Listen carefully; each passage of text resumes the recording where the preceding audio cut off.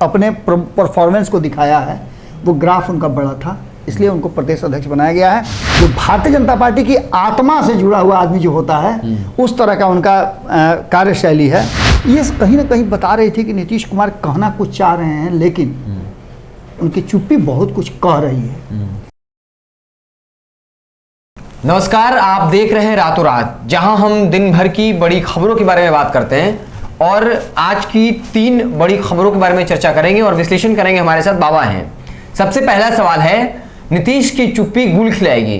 नीतीश जी की चुप्पी कैसी है, कैसे उनको चुप्पी कह सकते हैं और वो क्या गुल खिलाने वाली है। दूसरा, राहुल गांधी के लिए भाजपा से भिड़े चौधरी, कौन चौधरी भिड़े ये आपको बताएंगे। उसके बाद शाह का नेक्स्ट मूव चौंकाएगा। शाह एक के बाद एक मास्टर स्ट्रोक खेल रहे हैं, वो कौन सा मूव है जो आपको और चौंकाएगा, क्योंकि लगातार बीजेपी जो है वो बिहार की राजनीति में एक्टिव हो गए हैं। तो बाबा, सबसे पहला सवाल, नीतीश की चुप्पी गुल खिलाएगी, कैसी गुल खिलाने जा रही है नीतीश जी की चुप्पी? हिमांशु, थोड़ा सा आपको हम करेक्ट कर देते हैं। बहुत दिन के बाद आपके रातों रात में हम आए हैं जी। आप और सनी जी बहुत अच्छा कर रहे हैं जी। जब से आप दिल्ली से आए हैं तब से और थोड़ा सा स्पार्क आपका बढ़ गया है जी, दाढ़ी का भी और चेहरा का भी जी जी। चलिए, रातों रात में हम, जैसा कि आप सभी जानते ही हैं कि हम जो खबरें घटित हुई हैं, जो घटनाएं घटित हुई हैं, जो बयान आए हैं, उसका आधार तो हमारे खबरों का होता ही है। लेकिन इन खबरों के बियॉन्ड अगर आप जा करके देखें तो ये खबरें पूरे दिन की सुर्खियां होती हैं जी। निश्चित रूप से जो वर्तमान परिस्थिति बनी है बिहार की राजनीति में, उसमें लगातार आप देखे होंगे कि नीतीश कुमार जी इधर चुप्पी साधे हुए हैं।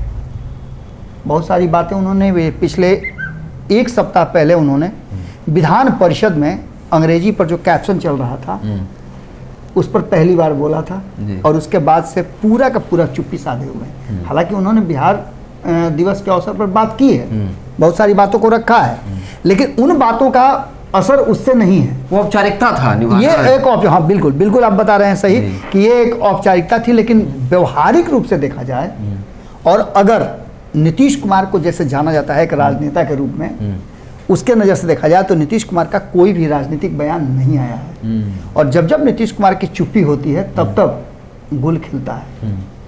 2013 किसको याद नहीं है, 2017 किसको याद नहीं है, 2022 किसको याद नहीं है, सभी को याद है। नेताओं से मिलना जुलना बंद करते हैं, बोलना बंद कर देते हैं। बिल्कुल। आज जब हम सदन से निकल रहे थे तो मेरी जानकारी के अनुसार जो हमारे कई मित्र हैं, पत्रकार मित्र, उन लोगों ने बताया कि मुख्यमंत्री जी का विधानसभा के कक्ष में, जो उनका कक्ष है, उस कक्ष में बड़े बड़े पदाधिकारियों को बुलाया गया है और वहाँ मंत्रणा चर्चा चल रही है। इस बीच में हम देखें कि जो जो उनके करीबी हैं उनकी भी मतलब एक्टिविटी बढ़ी हुई थी।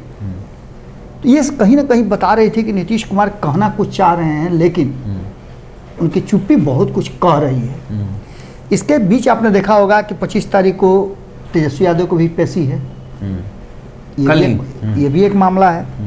इसके साथ साथ एक मामला और है कि आपने देखा होगा कि भारतीय जनता पार्टी जिस तरह से एक्ट कर रही है उसको लेकर के जो जदयू का संगठनिक ढांचा बना, जंबो कमेटी बनी, उस कमेटी को लेकर के, उस कमेटी में कौन है कौन नहीं है इसको लेकर के, उस कमेटी में जो नहीं है उन लोगों को फिर ऑर्गेनाइज करने को लेकर के, ये जितने भी मसले हैं, जितने भी मामले हैं, वो कहीं ना कहीं नीतीश कुमार के नज़र के नीचे से गुजर रहे हैं। जैसे स्क्रॉल नहीं होता है, हम लोग खबर करते हैं तो भी नीचे में देखिएगा स्क्रॉल चलते रहता है, उसमें लिखा रहता है, सारा इन्फॉर्मेशन लिखा रहता है कि देखिए भाई इस नंबर पे फ़ोन करके आप विज्ञापन दे सकते हैं। लोग दे चाहे नहीं दे, हम चलाते तो जरूर है ना।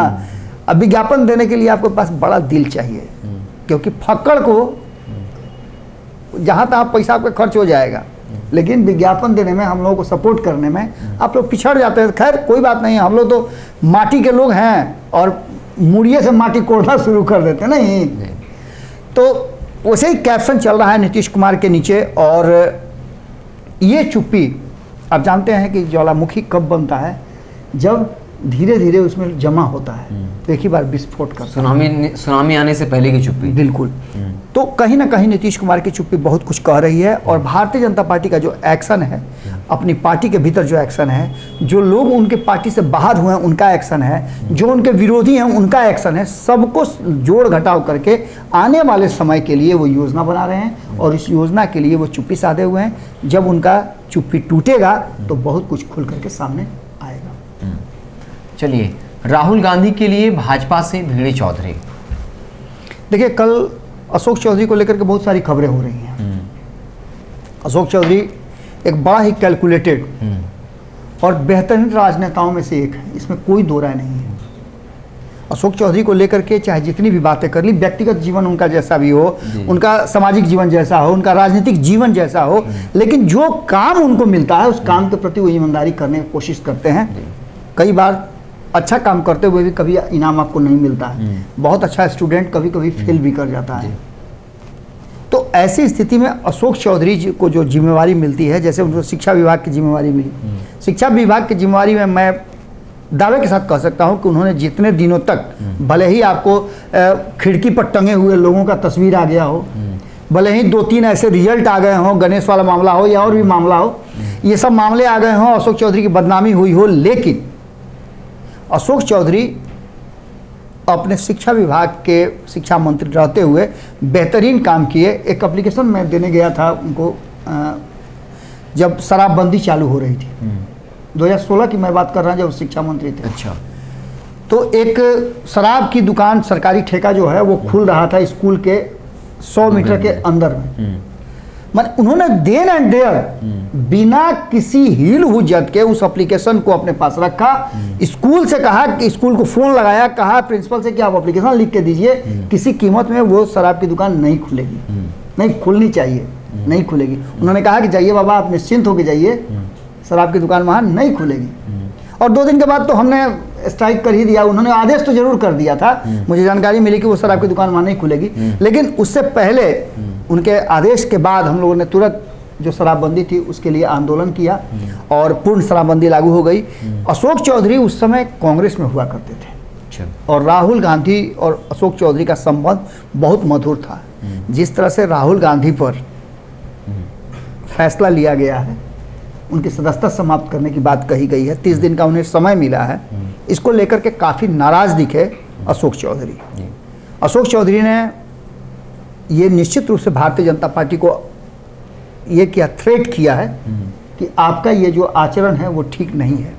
हालांकि इस तरह के काम को करने के लिए कांग्रेस भी जानी जाती है। कांग्रेस ने भी पहले बहुत तरह की बातें की है। सम्राट चौधरी चिल्ला चिल्ला के कहते हैं कि हमारा सदस्यता समाप्त कराया गया था, हमारा सदस्यता समाप्त कराया गया था, सम्राट चौधरी का। तो आज जो सदस्यता समाप्त हुई है, इसको लेकर के बहुत तरह की बातें हैं और कहा यह जा रहा है कि इस देश में एक अलग तरह की अब सियासत शुरू होने जा रही है, जोर की सियासत शुरू हो रही है, जबरदस्ती की सियासत हो रही है और भारतीय जनता पार्टी को कटघरे में खड़ा किया जा रहा है। अशोक चौधरी ने भी वही किया। उन्होंने राहुल गांधी के लिए भारतीय जनता पार्टी से सीधी भिड़ंत कर दी है और इस फैसले को वापस लेने की बात कही है।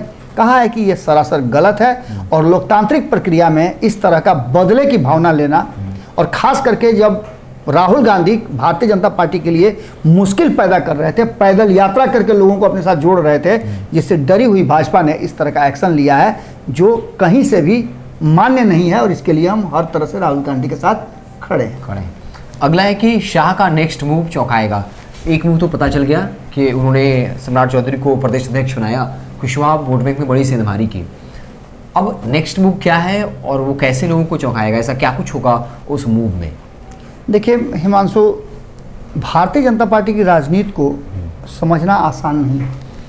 उसके फैसले जो हैं वो त्वरित होते हैं, परिस्थिति जन्य उसके फैसले होते हैं। हालांकि सम्राट चौधरी के मामले में और किसी को पता हो या नहीं हो, सम्राट चौधरी जी अगर इस खबर को देखेंगे तो वो खुद जानते हैं, या सम्राट चौधरी के इर्द गिर्द रहने वाले उनके समकक्ष के जो लोग हैं वो अच्छी तरह से जानते हैं कि हम लोगों ने पहले ही ये बात कह दिया था कि सम्राट चौधरी प्रदेश अध्यक्ष बनने वाले हैं, क्योंकि उनका जो एग्रेसिवनेस था, जो उनका अपीयरेंस था, कॉन्फिडेंस था और जिस समाज से वो आते हैं उस समाज की भारतीय जनता पार्टी को जरूरत थी। ये सारी चीज़ें एक जगह मिल जाए, सभी विषय में आपको 90% आवे, एक विषय में आपको 40% भी आवेगा तो आप पास कीजिएगा और फर्स्ट डिवीजन से पास कीजिएगा, इसमें कोई दिक्कत नहीं है। लेकिन सम्राट चौधरी सभी विषय में डिस्टिंक्शन लेकर के पास हुए हैं। लगातार जिस तरह से उन्होंने भारतीय जनता पार्टी में आने के बाद अपने परफॉर्मेंस को दिखाया है, वो ग्राफ उनका बड़ा था, इसलिए उनको प्रदेश अध्यक्ष बनाया गया है। भारतीय जनता पार्टी ये मानती है, उसका एक आइडियोलॉजी रहा है कि एक व्यक्ति एक पद ही रहेगा।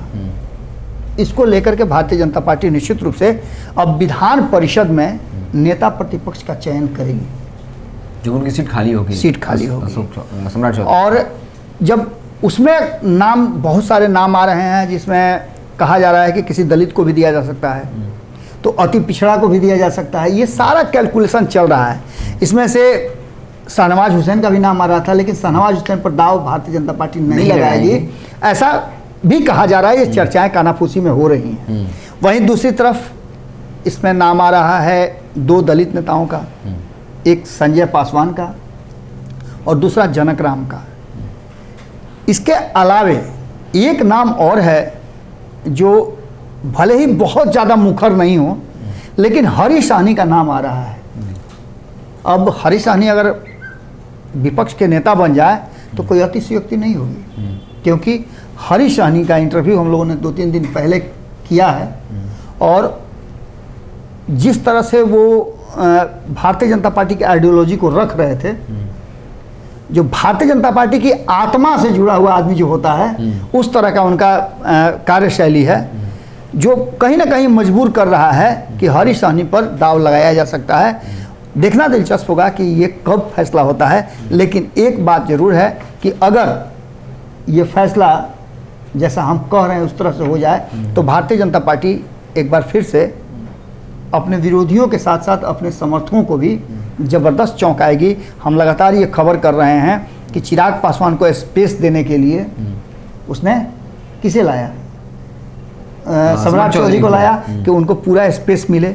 वहीं मुकेश सहनी की पूरा कमी को पूरा करने के लिए उस वोट बैंक को लाना है उसको। मुकेश सहनी के साथ एक बहुत बड़ा जो बात है वो ये है कि मुकेश सहनी महत्वाकांक्षी व्यक्ति हैं, सीएम और पीएम बनना है उनको, और उस महत्वाकांक्षी नहीं, सीएम पीएम तो उपेंद्र कुशवाहा को बनना है, लेकिन उपेंद्र कुशवाहा समझौता करने के लिए रेडी रहते हैं, लेकिन मुकेश सहनी समझौता करने के लिए रेडी नहीं रहते हैं। यही कारण है कि उनका चारों विधायक उनसे अलग हो गया, उनका मंत्रिमंडल चला गया, उनकी जो एमएलसी थे वो समाप्त हो गया।